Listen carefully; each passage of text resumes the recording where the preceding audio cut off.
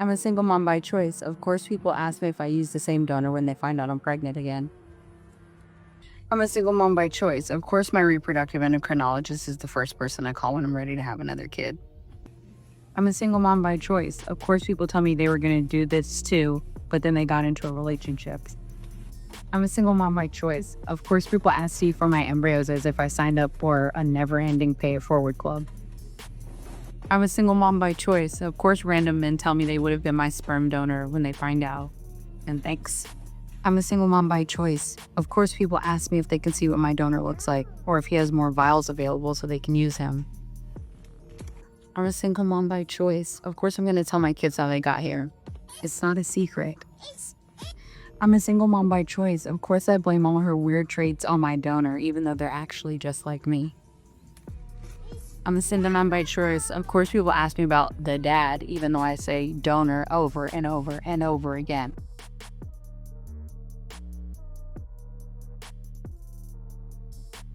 So, one community that I personally think is really changing the structure of parenthood is single moms by choice. And it's pretty much a woman who is unpartnered and is embarking on this journey of motherhood from the gate, a single parent.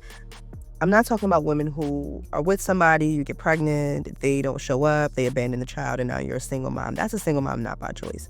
I'm talking about women who are adopting alone, who are embarking on IVF alone, who are wanting to be a parent without a partner. Um, I truly believe that the shift there and the shift to being child free by choice is what's going to heal the world. It's no secret that single parenting is a very difficult job, and that single parent households are a huge issue, particularly in the Black American community.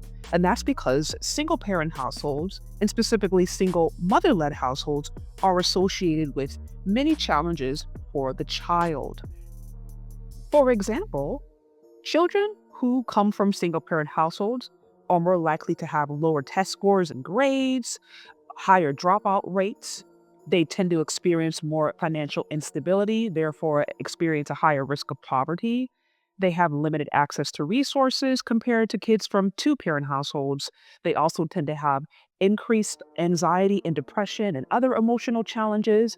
They come with more behavioral issues, and just as there's also a higher risk of early sexual activity or teen pregnancy, not to mention a lower likelihood to complete college or really any accreditation, and therefore more of a tendency to struggle in adult life. And that's not even mentioning the correlation there is between single parent households and men who end up in prison. So, case in point, being a single parent isn't usually something someone signs up to do on purpose. Well, that was until today. Fast forward, and in 2025, you are seeing more women say no to marriage, but yes to motherhood.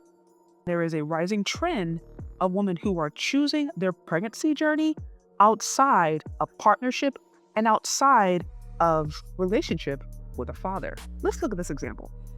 So I have been getting questions in my inbox about why I decided to become a single mom by choice and what is her ethnicity. So first, why I became a single mom by choice. Um, I already have a 13-year-old son. Once I had him, I was like, we're good. I'm good with just me and him. But in 2020, I actually was in a relationship or situationship, something, and I became pregnant with my second son.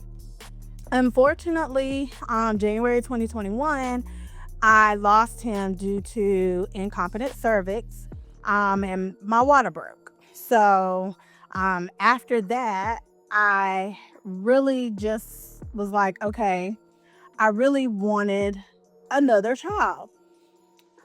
But my situation relationship ended.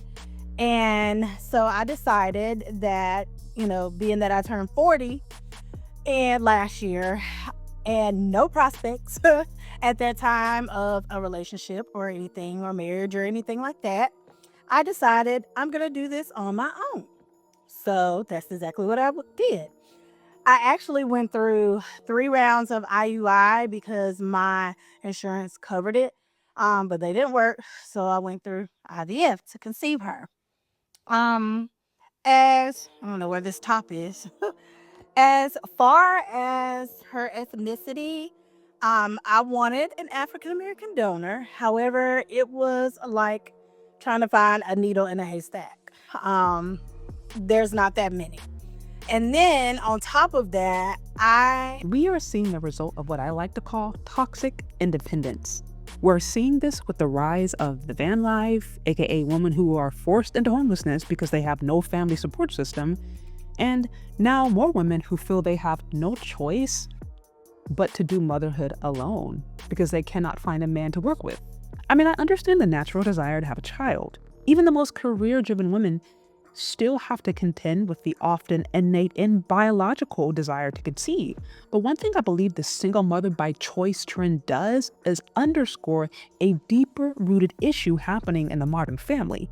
Less marriages, a declining birth rate, and less healthy interactions overall between men and women. A society that promotes independence and individual agency over the value of family and healthy interdependence is doomed to face struggles at some point.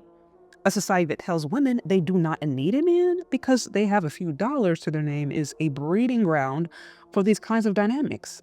The challenge is biology alone teaches us that you do need a man and a woman in order to create a living, breathing human. And while there are strange attempts such as artificial womb and other scientific measures to try and override the process of nature, nature is often our best teacher. Western culture does not cultivate marriage or family values at all, empowering women to the point of no longer needing or really respecting men. And while some may argue that feminism is a result of blatant misogyny that existed in America, the dynamics are a lot differently for Black Americans, where Black patriarchy never existed. The reality is, it's not ideal to be a single parent. And many women who embark on this journey are not doing this as a first choice. They're doing it as a last resort, often as they have struggled to find success in the relationship department but feel they are getting too old. But here's the biggest question.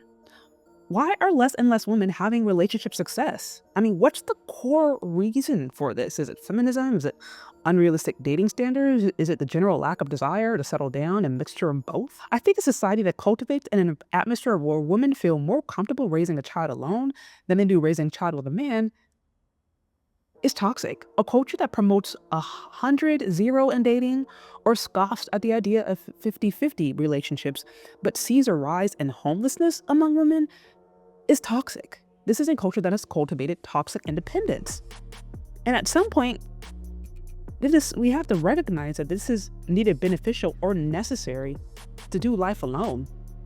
God himself said it is not good that man be alone. And he was definitely speaking to women. I believe that modern women are so far removed from who God created them to be and how God created them to operate that many of us are just surviving.